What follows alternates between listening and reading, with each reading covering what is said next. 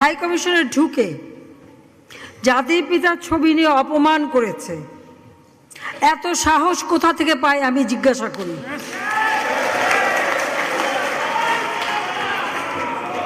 আমি জানি না আমাদের হাই কমিশনে এখন কারা বসেছিল এবং তারা সেখানে কিছুই করতে পারলো না কেন, সেটাও বড় প্রশ্ন। আর আমি আমার প্রবাসী যারা বাঙালি, না আমার প্রবাসী বাঙালিদেরও আমি বলবো যে যারা এই ঘটনাগুলি ঘটিয়েছে তারা চলাফেরা করে না, তাদের দেখেন না। যে হাত দিয়ে জাতির পিতার ওই ছবি নিয়ে তারা ভেঙেছে, তাদের যা উপযুক্ত করা উচিত সেটা করতে হবে।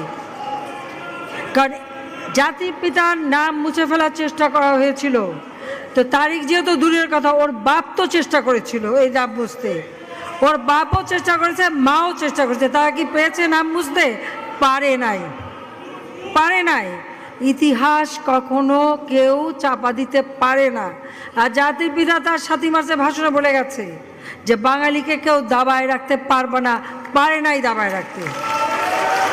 তা আজকে এত বড় দুঃসাহস হয়ে যায়।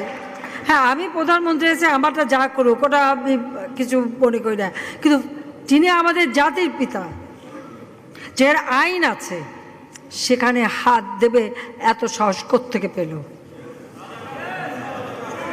তারিখ যে ভুলে